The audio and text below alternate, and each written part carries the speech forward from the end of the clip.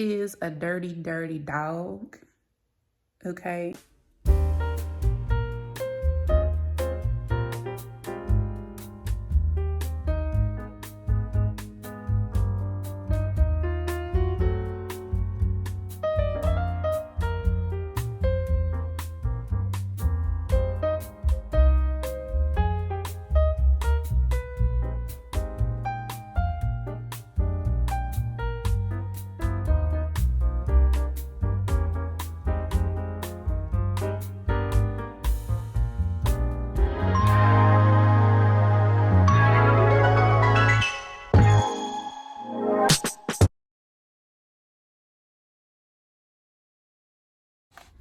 Hi everyone, welcome back to my channel.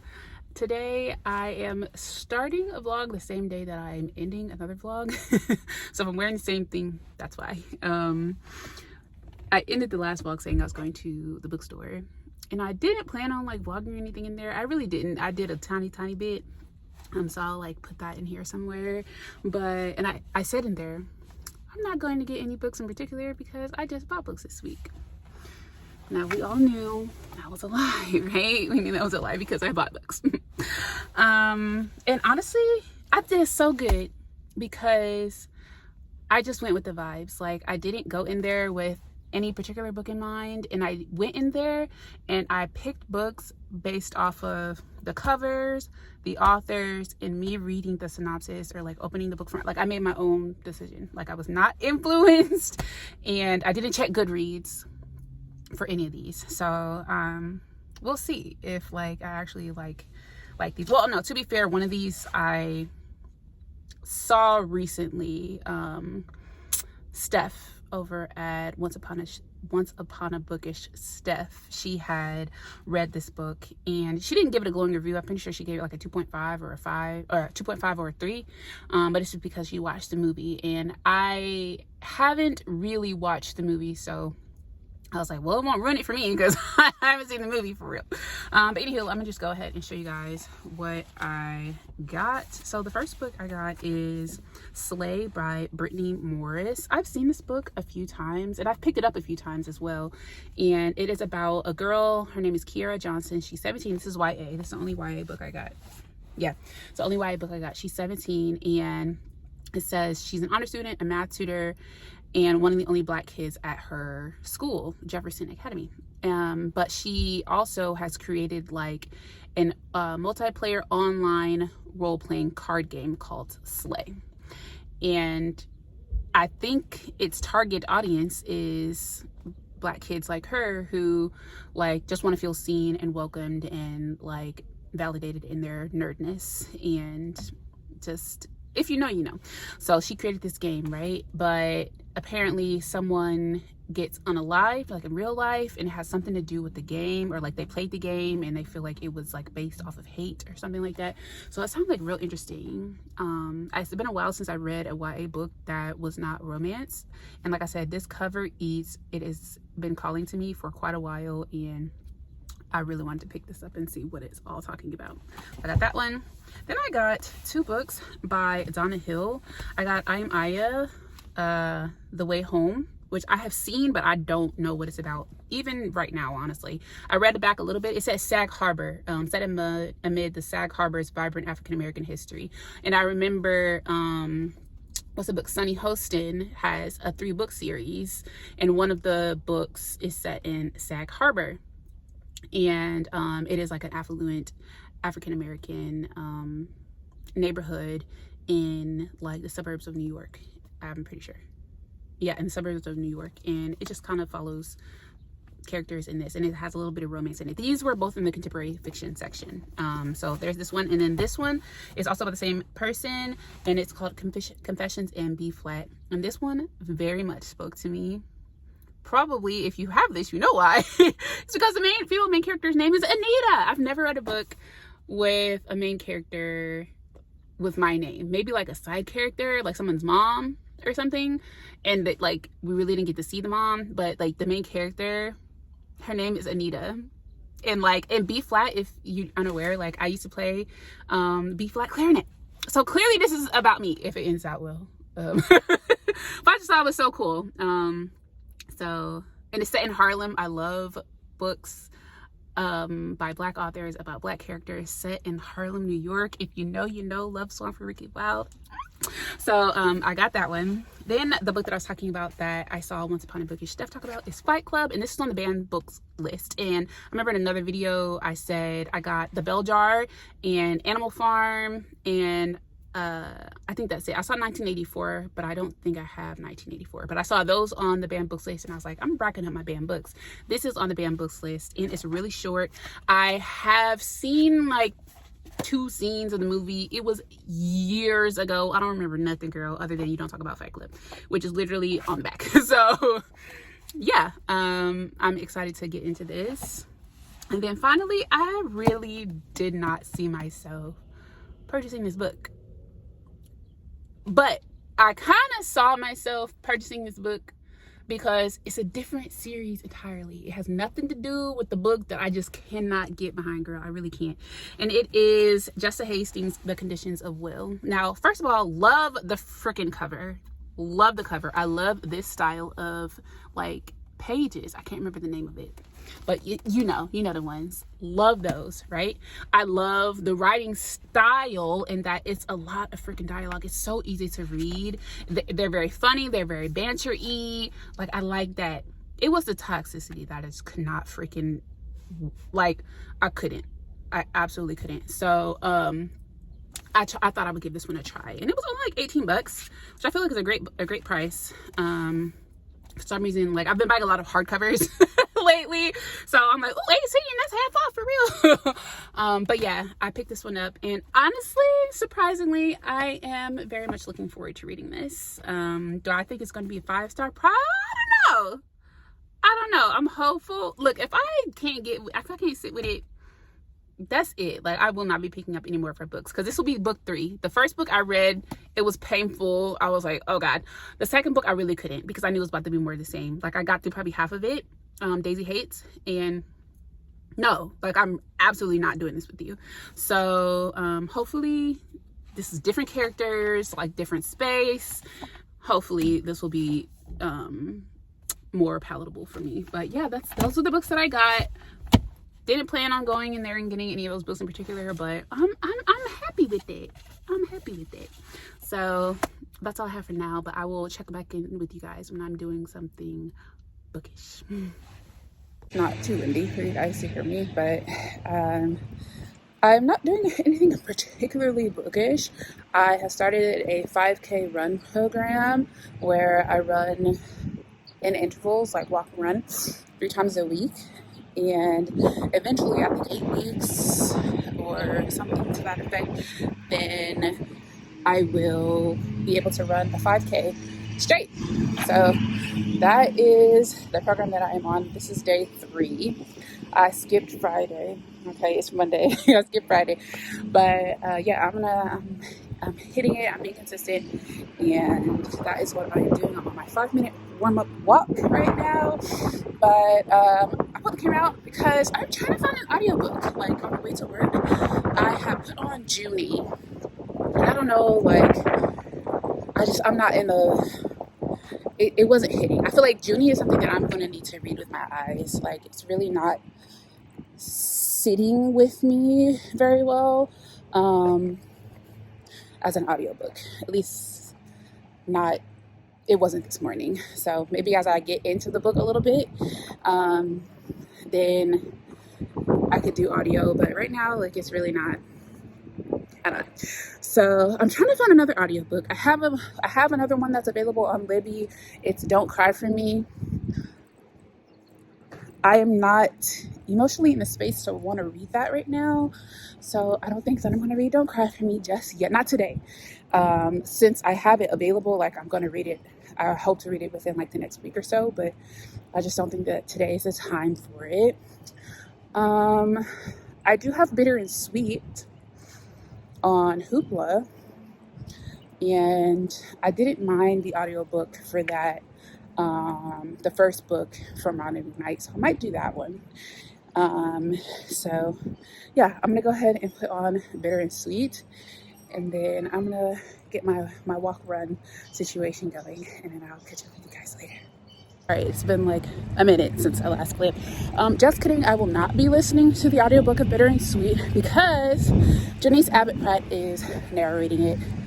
You guys, this is, if you're not familiar, this is the same person who narrated, what is that book? It's not Blood Marked, but she might do Blood Marked as well. But that series, Tracy Dion. What is it, girl? Legendborn. She's not my favorite, and I have learned I will not listen to an audiobook if she's a narrator, so it's not going to be Bitter Sweet. But I do have, there's tons of books on my Hoopla that I can listen to, so I'll let you guys know what I started listening to after I'm done reading. It is the next day, and I have started reading Flagrant by Alexandria House.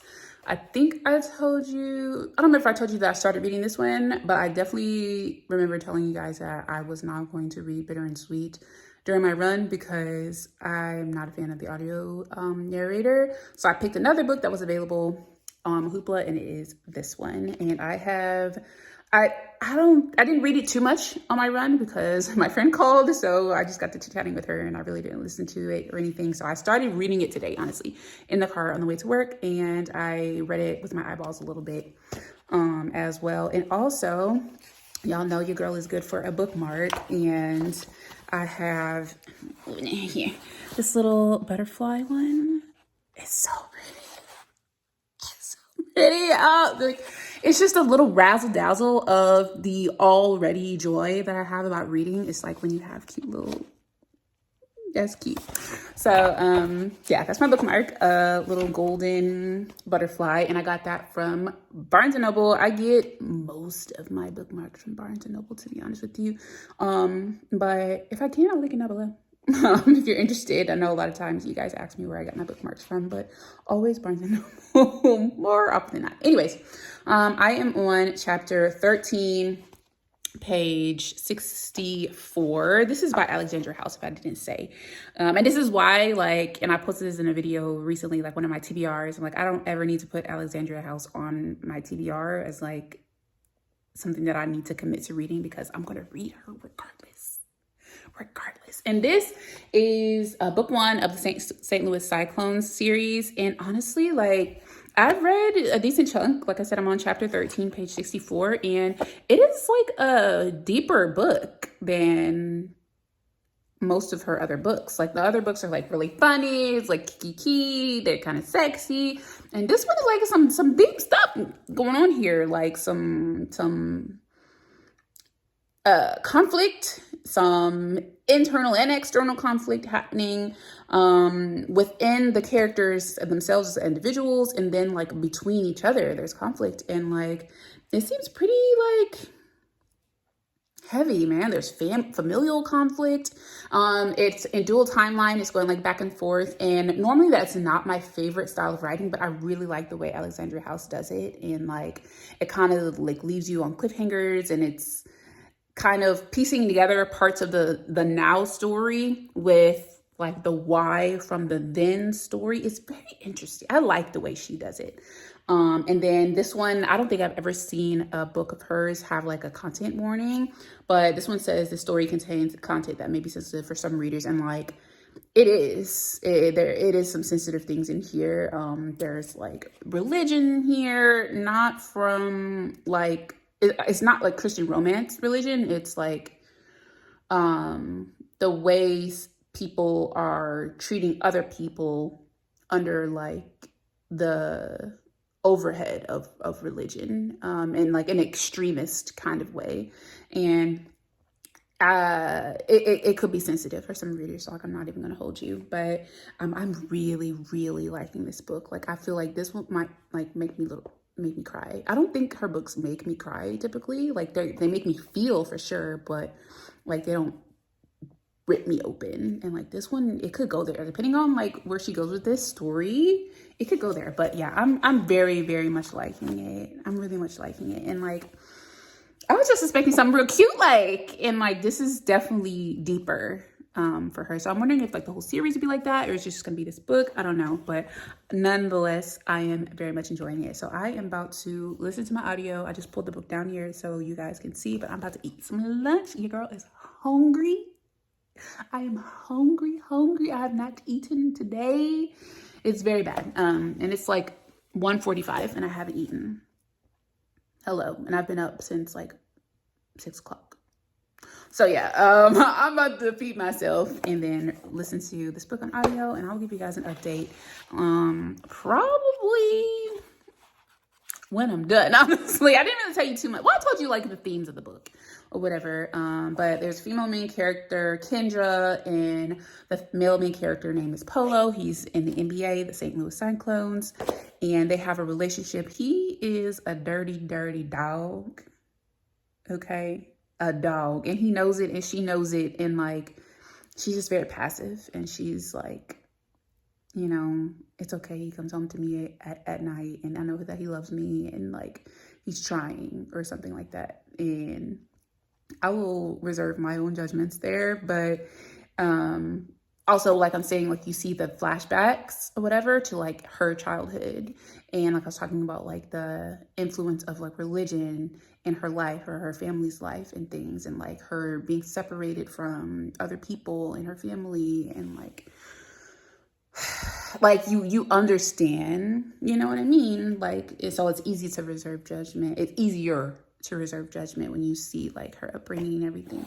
And then you also, I won't say it's easy to reserve judgment on his behalf for being a dirty dog, but you also see his family upbringing and like the tumultuous environment that he was in, and you know how that may or may not have shaped how he approaches relationships or like his loved ones, or like his respect or lack thereof of his loved ones, and you know the expectation that they're just gonna stay and they're just gonna put up with it type of deal. So I don't know where this is going. I did not read the synopsis. I never do when it comes to my boo Alexandria House. Sorry if that was loud. I smacked it on my leg, but yeah, I'm here for it. So I will give you guys an update. Maybe one more update before I close out the book, but they're not that long, honestly. So like, I feel like I pop in once I've gotten like my feet wet, and then I'll pop in when it's done, because the books are under 300 pages. Like they're just over, no, yeah, this is under 200 pages, honestly. So this is a really short book. So I'll probably let you guys know when I'm done and what I thought of it at the end. But your girl gotta eat. So I'll see you later when I'm doing something else bookish.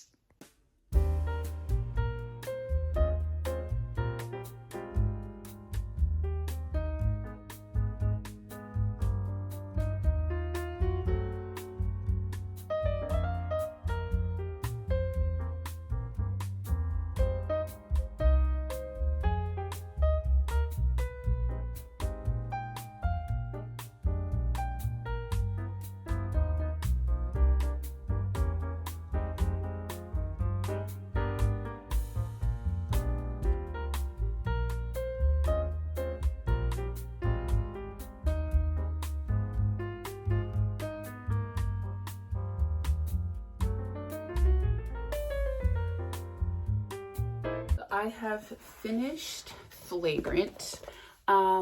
This is such a unique book, or like execution for Alexandria House. You guys know I talk about her every time I open up my mouth at this point. But it's such a unique execution because there is so much depth. And like, yes, all of her books, I say they could be argued that they're more than just romance. Like there's always like a deeper theme. There's more than just like the love and the hookups and, you know, the drama. Like there is more that the characters themselves are dealing with. But like these guys, it was rich. Like it was rich in the complexity and the depth of the characters and the why and the how, and like growing through that and like drudging through what they were going through and still loving each other. I loved it. Like, excellent book. And I can't remember if this is what I think this is on the list of like a series of her books that she wishes more people like read, or that she wishes more people knew about, or that it was more hyped or whatever, as opposed to like some of her other books. I think her most popular is like the Let Me Free You, or Let Me Please You, Let Me Love You series. And I think it might be because that one's available on KU and like these ones aren't, I don't think. But either way, like this is so good. Like this is the first book in the series of the St. Louis Cyclone series. So I'm not sure if the rest of them carry that like deeper, richer like theme, but this one is in a league of its own for Alexandria House, if you ask me. And I really, really, really, really liked it. As of right now, my review is up on all of my platforms, Goodreads, Fable, and Storygraph. And I think I might even put one on Instagram. I am committing to being a better bookstagrammer. So I probably will put my review on there as well if you're not like on the reading platforms, whatever, and to make it real cute. So yeah, I finished this book literally yesterday. I always read her books in a day, honestly. They're not long, like that's not even a flex. It's under 200 pages, but it was really, really, really good. So now I have moved on to Don't Cry For Me by Daniel Black. This was anticipated, but I just didn't expect myself to pick this up like anytime soon, honestly. I picked it up because I requested it on my Libby for the audiobook, and it became available like way sooner than I thought it would. And I was like, okay, like I'm chipping away. I had like 7 days left to read it, and it's a short read. I think they said it was like 7 hours or something like that, 7 hours and change if you listen to it on audio at like not sped up. But I have been listening to audio. I've been reading it with my eyes, and I'm liking it. Like so far it's giving like just sitting and talking to your dad, you know, like just sitting hearing stories. And it's very like personal. It is very vulnerable. So far it's not heart-wrenching yet. I feel like it could be for sure. Well, there was a moment, I'm not gonna hold you, it was heart-wrenching. I did not cry my little eyeballs out, but there's tons left in the book. I'm still using my butterfly bookmark because I didn't get to use it that much since I read this one so fast. So I still want to keep using my butterfly bookmark, and I'm on page 79. They're not broken into chapters. They're broken into like days that he's writing the letters. So I'm on November 28th, 2003. And I've read this much and I have this much to go. So I'm liking it. It is, it doesn't seem to have like a really linear flow for me so far. It's just like he's writing about whatever comes to his mind, whatever's on his heart for that day, given that he is like on his deathbed and he's writing letters to his son. So just everything he wishes he shoulda, woulda, coulda said to his son at the time. And it seems like he's kind of like dying alone, and he's just having like this moment of clarity, and he just wants to tell his son everything that he wanted to and everything his son didn't get a chance to ask or whatever. So the flow isn't linear, but it makes sense why it's not linear. You know what I mean? If you've ever like been a writer, not like books, but like journaling even, like it makes sense from that aspect. So yep, I am reading this one, and so far so good.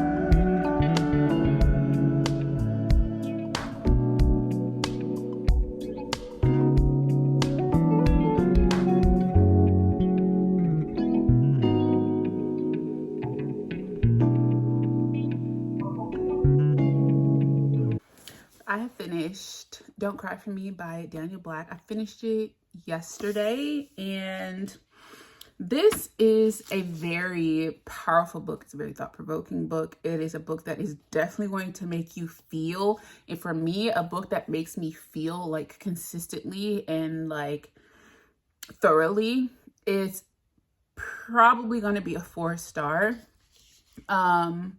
The characters were, or the character rather, there's only one character, like he's writing letters to his son.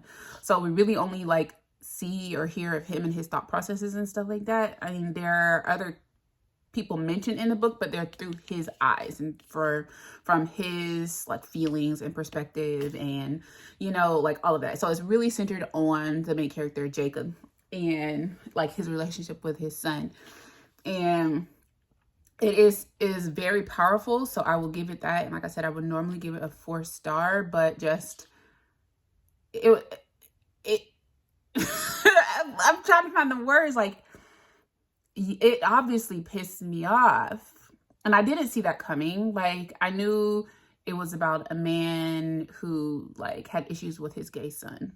I knew that, but I just didn't know that it was going to piss me off so bad. Like, and I know like it does unpack the how and the why that he believed that way, but like, and I think Aaliyah said it in her video, like he loves his son, but like he also couldn't love his son. And like from that perspective, like it kind of breaks my heart. It definitely breaks my heart to see him like through everything that they go through, everything that he's tried to do and that he wants to do, and that, you know, him meaning well or like hoping to do a good job being a dad. Like I see that and I get that, but at the end of the day, like literally at the end of the day, at the end of the book, there is something to be desired for me, not from like the story or the writing necessarily, but from the character. There's something still to be desired. And I felt, and I was like, it broke me apart, but it didn't put me back together again. And that's very disappointing for me. And I just, I don't know. I don't know what I'm going to rate this. I'm feeling like maybe like a 3.5, because I feel like for a lot of people, this could be a 4 or 5. Because like I said, it does make you feel. It is very powerful. There are some heart-wrenching parts in this story, and it is impactful. Like I'm not going to take that away from it. I like the writing. I will be reading the second book, or it's not even a series, but Isaac's Song that came out this year, just a couple of months ago, I think. I will be picking that up in the future, but I don't know. So that's another thing. Like, do you rate the books based off of like the characters? Like, I don't like the character because I just DNF'd the book because I didn't like the character. Or do you rate the books on like the writing style and the quality and, you know, like the uniqueness and the flow, like the semantics of the writing and the technique? Do you rate it off of that, or like the innards, right? Like the character. I didn't like the character, so I'm gonna give it a 1. Like, but the writer is expecting, like, did you like my book? Do you like me? Essentially, I imagine that's what the writer is saying. Like, do you like my work, my art? When they're looking at these ratings, if you give it like a 1 star because you didn't like the character, like, that I think that is a testament to the writer's writing style, is that they can make such a powerfully unlikable character.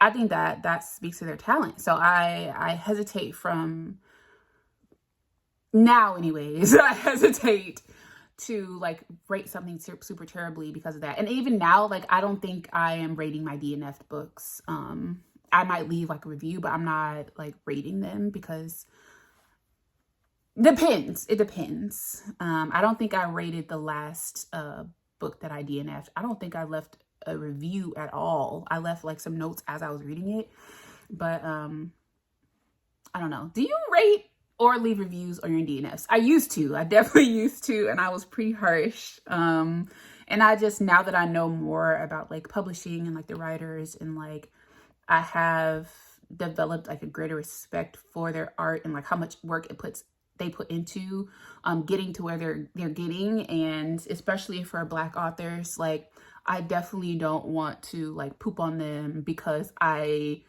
don't like a character that they wrote. Now, for me, if I don't like it, for me, a 1-star is I don't like anything about that book. And I do have a book that I read cover to cover and I didn't like a single freaking thing, then I'll rate it a 1. And I don't have no guilt about that, because it's not just the character, it's not just the story, it's the writing style, it's the flow, it's everything. The execution of what could have been a very interesting like plot or story, like you fumbled the bag, you feel me? Like, then I feel like, yeah, you deserve 1. But anyways, I'm totally going off the beaten path here.